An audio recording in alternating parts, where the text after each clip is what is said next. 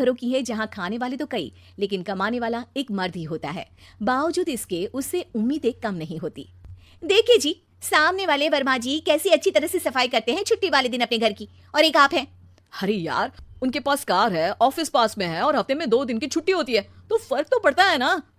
मेरी तो शादी ही गलत हो गई। अरे कोई मस्त लड़का मिलता, कमाता भी, घुमाता भी, घर के कामों में भी मदद करता, लेकिन नहीं जी, हमारे वाले को तो कमाने से फुर्सत ही नहीं, और कमाई भी ऐसी कि कोई जरूरत पूरी ही नहीं हो रही है। सुनील बेचारा शीना को देखकर सोचता है कि शीना सही कह रही है। देखने में सुंदर है, घर का सारा काम कर लेती है, उसे तो कोई भी अच्छा लड़का मिल सकता था। क्या सोच रहे हैं, भागने का इरादा तो नहीं है? अरे नहीं मेरी प्यारी बीवी, मैं तो नहीं, पर डर है कि तुम नहीं कहीं भाग जाओ मुझे छोड़कर। शीला सुनील के मुंह से प्यार भरी बात सुनकर मुस्कुराती है। आप भी ना। सुनील एक दिन ऑफिस से घर आता है कि तभी शीना कहती है, सुनिए जी, वो मेरी सहेली आई थी, सारा दिन वो लोग यहीं थे, अब जा रही थी तो मैंने कहा नहीं नहीं, मेरे पति छोड़ आएंगे ना तुम्हें, तो रोक लिया मैंने। सुनील थोड़ी देर कुछ सोचता है, फिर कहता है, ठीक है, मैं कपड़े चेंज करके आता हूँ। अरे तेरे पति को तो लग रहा है कि अच्छा नहीं लगा। अरे नहीं नहीं, ऐसी कोई बात नहीं है, रुको मैं अभी उन्हें घर के कपड़े देकर आती हूँ।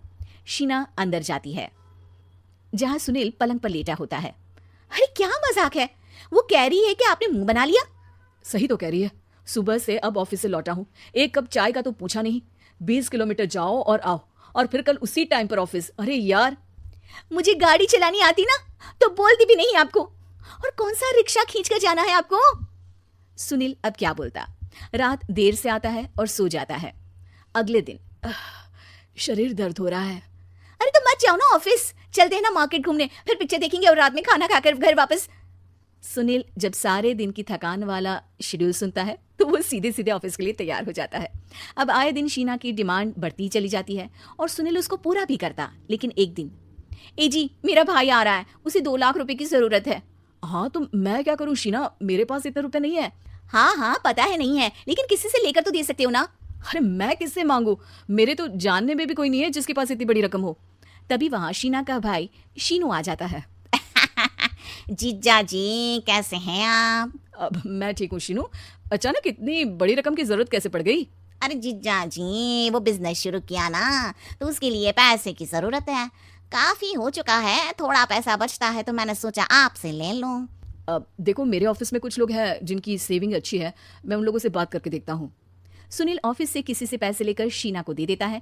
शीना वो पैसा भाई को दे देती है। 2 महीने बाद, अरे यार शीना, वो ऑफिस वाला आदमी अपने पैसे मांग रहा है, कैसे दूं? अपने भाई से बोलो ना पैसे दे दे। अरे हाँ हाँ दे देगा, कहाँ भागा जा रहा है, आप उनको बोल दो कि दे देंगे।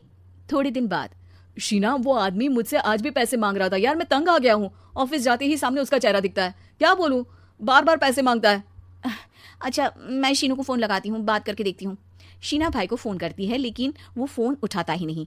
लगता है भाई कहीं ऐसी जगह है जहाँ नेटवर्क की समस्या होगी।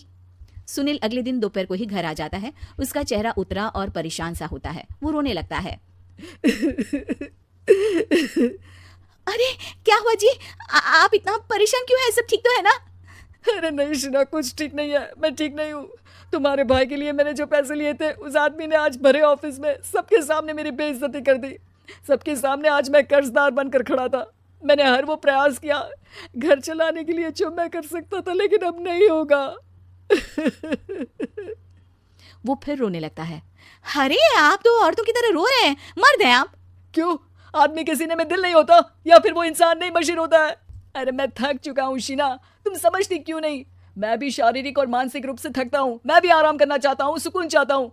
मैं अब कुछ नहीं कर सकता। कुछ नहीं। वो बैठ जाता है। शीना पति को हैरान परेशान देखकर चुप हो जाती है।